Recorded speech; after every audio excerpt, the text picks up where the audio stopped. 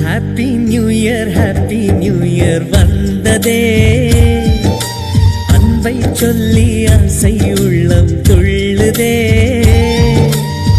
சூரியகாந்தி பூ போல முகம் மாறுதே, சுகம் சேருதே. ஹாப்பி நியூ இயர் வந்ததே, அன்பை சொல்லி ஆசை உள்ளம் துள்ளுதே.